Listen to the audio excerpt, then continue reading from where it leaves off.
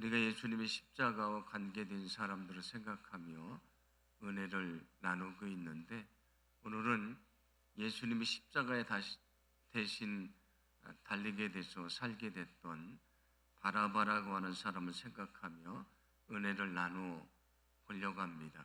성경은 바라바에 대해서 이렇게 말씀을 합니다. 오늘 19절인데, 이 바라바는 성중에서 일어난 밀란과 살인으로 말미암아 옥에 갇힌 자더라, 그렇게 말합니다.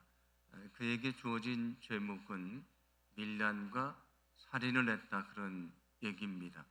그 당시에는 유다가 로마의 지배를 받고 있었는데, 그때에 로마에게 무력으로 항쟁을 해서 나라를 찾으려고 하는 사람들이 있었는데, 그들이 가끔 밀란을 일으켰습니다. 오늘 이 바라바라고 하는 사람은 바로 그 밀란에 참여했던 사람이라는 것을 알 수 있습니다. 그런데 사람들이 그 예수님을 십자가에 내어주고 바라바를 살려주라고 외친 것을 보면 아마도 이 바라바라고 하는 사람은 그 밀란 가운데 아주 주도적인 역할을 했던 사람이 아닌가 생각합니다. 그래서 세 명의 죄인이 십자가에 달리게 되는데, 그 가운데에 달리기로 되었던 사람이 바로 바라바라고 하는 사람입니다. 그리고 그는 과정 속에 사람을 죽이기도 하는 살인죄를 저질렀던 사람입니다. 요한복음을 보시면 그를 또 강도라고 말합니다. 그래서 어쩌면 그가 사람을 죽이는 가운데 약탈을 한 사람이었을지 않을까라고 또 우리가 생각해 볼 수도 있습니다. 중요한 것은 그는 밀란을 주도했던 사람이고, 그리고 그 가운데 살인을 저질러서 결국 십자가 처형을 받게 된 사람이다, 그런 얘기입니다. 이제 그 밤이 지나가면 바라바는 죽게 되어 있습니다. 그에게 그 밤이 얼마나 두려운 밤이겠습니까? 아침이 찾아오면 자신의 십자가에 달리게 될 것입니다. 매우 두려운 밤, 아마 잠도 자지 못하고 그 밤을 지새우게 되는데, 간수가 찾아와서 그를 풀어주며 이제 내가 석방됐다고 말합니다. 전혀 생각하지 못했던 놀라운 일이 자신에게 벌어지게 됐습니다. 유대인들은 명절이 되면 죄수한 사람을 풀어주도록 돼 있는데, 이 빌라도가 생각해 보니까 예수님에게 죄가 없는 것입니다. 그래서 예수님을 풀어주려고 했더니 사람들이 예수님을 십자가에 내어주고 대신 바라바를 풀어주라고 외치게 됩니다. 우리가 앞에서도 나눴던 것처럼 그것을 들어주지 않으면 밀란이 일어날 것 같아서 결국 빌라도는 예수님을 십자가에 내어주고 바라바를 풀어주게 되었다고 말합니다. 바라바는 어떤 사람입니까? 죄를 져서 죽을 운명에 있었던 사람입니다. 그런데 예수님이 대신 십자가에 달려 죽으셔서 그 죄수의 몸을 벗어나게 됐고요, 그런 자유한 사람이 될 수 있었습니다. 그때 그 바라바의 마음이 어떠했겠습니까? 아마 그의 마음속에 난 참 운이 좋은 사람이다, 그런 마음을 가졌을 수도 있고요, 어쩌면 이 일이 정말 우연히 일어났다, 그렇게 생각했을 수도 있습니다. 어쩌면 그가 내가 어떻게 풀려났을까, 그 사실을 찾다가 예수님이 자기를 대신해서 죽으셨다는 것을 알게 됐고요, 그리고 일평생 주님을 따르는 제자가 돼서 결국 주님을 따르다가 순교를 당했을 수도 있습니다. 그래서 바라바라고 하는 제목의 소설이 있는데, 그 소설의 내용은 그가 그 죽음에서 살아난 다음에 예수님을 알게 됐고 예수님의 제자가 돼서 살다가 순교를 당했다는 그런 내용의 소설이 있고요, 그 소설의 내용을 가지고 영화를 만든 것도 있습니다. 그런데 중요한 것은 그는 정말 상상할 수 없는 일을 경험하게 됐습니다. 아침에 오면 자기는 죽게 됐는데 살게 됐습니다. 누구 때문에요? 예수님 때문에 살게 됐습니다. 우리가 그의 마음을 다 알 수는 없지만 예수님이 자기를 대신해서 죽으시고 살게 됐다는 놀라운 감격과 기쁨과 감사가 아마도 그 안에 있었을 것이라고 생각을 합니다. 그런데 바라바가 죽기로 예정된 사람이었지 않습니까? 그런데 바라바만 그렇습니까? 그렇지 않습니다. 성경은 우리에 대해서 이렇게 말씀을 합니다. 로마서 3장 10절부터 12절인데 함께 봉독합니다. 기록된 바 의인은 없나니 하나도 없으며 깨닫는 자도 없고 하나님을 찾는 자도 없고 다 치우쳐 함께 무익하게 되고 선을 행하는 자는 없나니 하나도 없도다. 아멘. 세상에 의인은 하나도 없다고 말씀하고요. 다 죄인이라고 말씀을 합니다. 아담과 하와가 에덴 동산에서 선악과를 먹는 죄를 범한 다음에 그의 후손으로 태어나는 사람들은 다 죄성을 가지고 태어납니다. 그것을 원죄라고 말하는데 사람들은 다 죄를 가지고 태어나고 죄를 지며 살아갑니다. 그런데 문제는 그 죄로 끝나는 것이 아닙니다. 로마서 6장 23절을 보시면 죄의 삭은 사망이요 하나님의 은사는 그리스도 예수 우리 주 안에 있는 영생이라고 말씀을 합니다. 아담과 하와가 죄를 진 다음에 내려진 형벌이 무엇입니까? 사망이란 것입니다. 그런데 그 육체만 죽는 것이 아닙니다. 성경은 두 개의 사망을 말씀하는데 첫 번째 사망은 우리 육체가 죽는 것입니다. 육체가 죽는 것은 믿는 사람이든 믿지 않는 사람이든 다 경험하게 되는 것입니다. 그런데 중요한 것은 성경에서는 둘째 사망이 기다린다고 말씀을 합니다. 둘째 사망은 우리가 죄 사함을 받지 못하면 저 지옥에 떨어져서 영원히 고통받는 형벌을 받는 것을 말합니다. 그게 둘째 사망입니다. 영생은 무엇인가? 우리가 그 둘째 사망에 떨어지지 않고요. 우리가 구원받아서 저 천국에서 하나님과 영원히 사는 것을 말합니다. 성경은 우리의 죄악으로 우리의 육신만 죽는 것이 아니고요. 영원히 지옥에 떨어져 고통받는 그 사망이 있다고 말씀해 줍니다. 만약에 죄의 문제를 해결하지 않으면 우리는 영원히 그 죄악 속에 빠져서 우리는 살다가요 영원한 멸망에 이를 수밖에 없는 것입니다. 바라바만 죽을 운명이 아니고요 우리도 죽을 운명이었습니다. 우리도 죽게 된 사람입니다. 해가 뜨면 십자가에 달려 죽을 바라바처럼 우리도 죽게 될 사람이었습니다. 여러분, 우리도 죄악으로 죽을 수밖에 없는 사람들이었다는 것을 기억하시기를 바랍니다. 우리는 죄악으로 죽을 수밖에 없는 사람들입니다. 우리가 그렇게 철저하게 죄인이라는 사실을 깨닫지 않으면 우리는 우리가 정말로 죄를 짓고 산다는 것을 알 수가 없고요. 그 사실을 알지 못하면 엎드려서 회개하지 않게 되는 것이고 회개하지 않으면 용서받지 못하는 것이고요. 용서받지 못하면 구원받을 수가 없는 것입니다.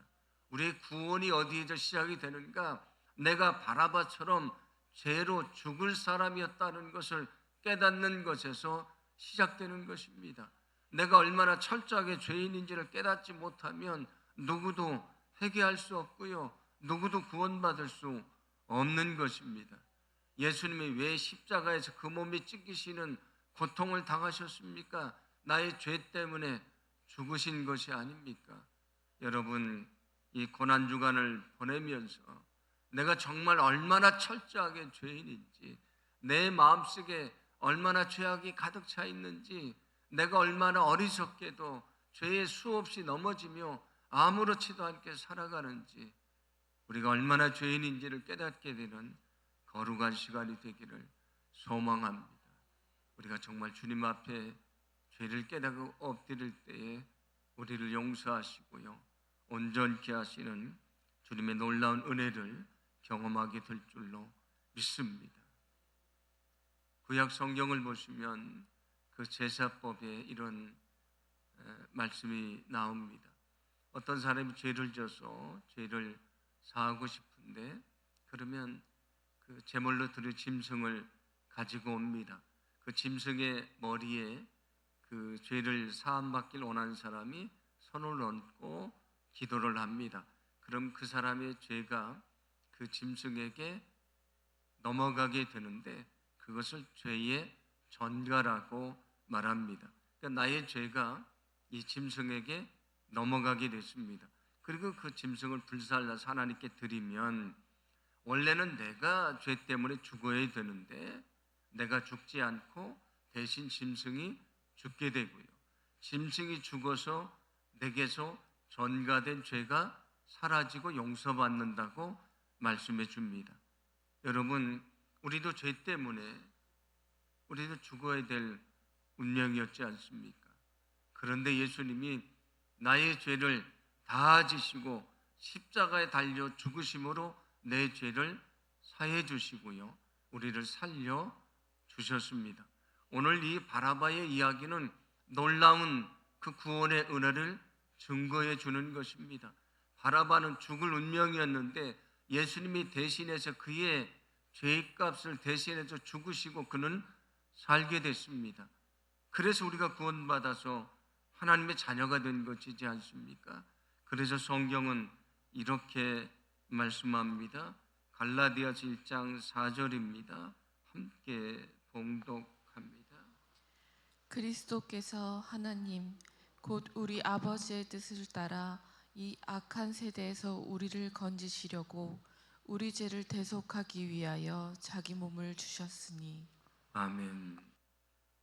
그 어린 양이요, 그 사람의 죄를 대신해서 그가 다 불태워서 죽여지고 그리고 죄를 사했던 것처럼 예수님은 내 죄를 대신해서 십자가에 달리시고 죽으셨다. 그래서 내 죄가 사함받게 됐다고 말씀을 합니다. 대속이란 것이 무엇입니까? 대신 속해주는 것, 대신 죄를 사해주는 것을 말합니다. 내가 죄가 없어서 사함받은 것이 아니고요, 내가 죄 때문에 죽을 수밖에 없었지만 예수님이 나를 대신해서 죽으셔서 내가 살게 되었다는 것을 말씀해 줍니다.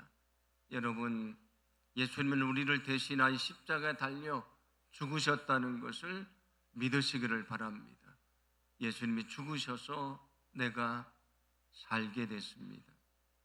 바라바를 대신해서 예수님이 죽으셔서 바라바가 살게 됐습니다. 오늘 이 시간 우리가 그 놀라운 주님의 은혜를 깨닫는 거룩한 시간이 되기를 간절히 소망합니다. 혹시 여러분 식당에 가서 식사를 하셨는데 거기 함께 우연히 만난 아는 사람이 그 식사 값을 대신 지불해 주는 그 경험을 하신 적이 있습니까? 저도 몇 번 그런 경험이 있는데 그게 얼마나 감사한 일입니까? 나를 대신해서 식사값을 지불해 줬는데 얼마나 감사합니까? 그런데 내가 빚을 졌는데 누군가 내 빚을 대신 갚아줬다면 그거는 얼마나 더 큰 은혜입니까? 그런데 그것이 아니고요, 내가 죄악으로 영원히 멸망받고 죽을 수밖에 없었는데 누군가 나를 대신해서 죽어서 나를 살려줬다면 이것은 그것과 비교할 수 없는 은혜지 않습니까? 우리가 계산할 수 없는 은혜지 않습니까? 그런데 예수님이 저 십자가에서 그렇게 죽으셨고요, 나를 대신해 죽으심으로 나를 살려 주셨습니다. 이것이 놀라운 십자가의 은혜입니다. 주님이 죽으셔서 내가 살게 됐습니다. 여러분, 우리가 정말 이 은혜를 안다면, 이 사랑을 안다면 우리는 세상을 아무렇지도 않게 살 수가 없는 것입니다. 주님의 뜻을 저버리고 내 마음대로 살 수가 없는 것입니다. 왜 우리가 구원받았다고 말하면서도 여전히 내 생각과 욕심대로 살아갑니까? 그 은혜를 깊이 깨닫지를 못하기 때문입니다. 정말 부모님의 은혜를 아는 사람은 부모님의 은혜를 저버리며 살 수가 없는 것입니다. 은혜를 모르니까 저버리고 사는 것이지 않습니까? 예수님이 정말 나를 대신해서 죽으시고 나를 살리셨다는 사실을 알면 우리는 내 마음대로 살 수가 없는 것입니다. 여러분, 정말 그 은혜를 깨닫고요, 그 은혜에 감격하고 우리가 정말 주님의 뜻대로 믿음대로 살아가는 진정한 주님의 제자들이 되기를 간절히 소망합니다. 예수님에게 야고보와 요한이 찾아와서 주님의 나라가 임하면 자신들을 가장 높은 자리에 앉게 해달라고 요청을 합니다. 그때 그 얘기를 다른 제자들이 듣고 화를 내면서 누가 더 높은가를 놓고 논쟁이 벌어집니다. 그때 예수님이 들려주시는 말씀이 있습니다. 마태복음 20장 28절입니다. 우리 함께 봉독합니다. 인자가 온 것은 섬김을 받으려 함이 아니라 도리어 섬기려 하고 자기 목숨을 많은 사람의 대속물로 주려 함이니라. 아멘. 예수님이 이 땅에 온 것은 섬김을 받으러 온 것이 아니고 섬기려 왔다고 말씀하는데 어떻게 섬기십니까? 그 몸을 십자가에 내어주심으로 우리의 죄를 대속하려고 이 땅에 오셨다고 말씀을 합니다. 예수님이 저 십자가에 달려 죽으신 자리는 어떤 자리냐면 자신의 것을 다 쏟아내심으로 우리를 섬겨주시는 자리였다, 우리를 구원하시는 자리였다라는 말씀이 됩니다. 그 주님이 우리에게 뭐라고 말씀하시냐면 너희도 그 십자가로 내려가서 섬기는 삶을 살라고 말씀해 주십니다. 그래서 이 말씀을 하시기 전에 바로 이런 말씀을 들려줍니다. 마태복음 20장 26절 27절입니다. 너희 중에는 그렇지 않아야 하나니 너희 중에 누구든지 크고자 하는 자는 너희를 섬기는 자가 되고 너희 중에 누구든지 으뜸이 되고자 하는 자는 너희의 종이 되어야 하리라 말씀을 합니다. 여러분, 예수님이 십자가 달리신 저 십자가의 자리는 어떤 자리입니까? 예수님의 모든 것을 내어주며 섬겨주는 자리입니다. 어떤 섬김입니까? 죄악으로 죽을 수밖에 없는 우리를 섬겨주시고 구원해 주신 자리지 않습니까? 그 주님이 우리에게 말씀하십니다. 내가 십자가에서 나를 다 내어주며 너희를 섬겼던 것처럼 너희도 십자가의 섬김의 자리로 내려가라. 거기서 내가 너를 위해 다 내어줬던 것처럼 내 마음과 내 시간과 내 정성과 내 열정과 내 재물과 내 모든 것을 들여서 사람들을 섬기는 삶을 살아가라고 말씀해 주고 계십니다. 우리가 정말 주님이 나를 위해 십자가에 죽으셨다는 사실을 깨달았다면 우리가 다른 사람들을 섬기는 자리로 나아가지 않을 수가 없는 것입니다. 왜 우리가 다른 사람들을 섬겨주고 사랑하지 않습니까? 왜 그들을 위해서 우리가 양보하고 우리가 우리의 생각을 내려놓지 않습니까? 예수님이 저 십자가에서 나를 위해 자기를 다 내어주시고 섬겨주셨다는 사실을 모르기 때문입니다. 은혜를 모르니까 은혜를 베풀지 않고요, 사랑을 모르니까 사랑하지 않는 것입니다. 용서를 모르니까 용서하지 못하고 사는 것입니다. 주님은 우리에게 나의 섬김을 기억하라고 말씀합니다. 그러면서 우리에게 너희도 그 섬김의 자리로 내려가라고 말씀을 합니다. 예수님이 가셨던 십자가의 자리로 저와 여러분도 내려가기를 소망합니다. 거기서 내가 만나는 사람들을 섬기고요, 심지어 나의 원수도 섬기고 우리 성도들을 섬기고 그리고 교회를 섬기고 우리 주님을 섬기며 믿음 안에 살아가기를 간절히 소망합니다. 그가 진정 주님이 말씀하셨던 자기를 부인하고 자기 십자가를 지고 주님을 따르는 진정한 주님의 제자인 것을 우리가 잊지 않기를 간절히 소망합니다. 오늘 말씀을 기억하면서 우리가 기도하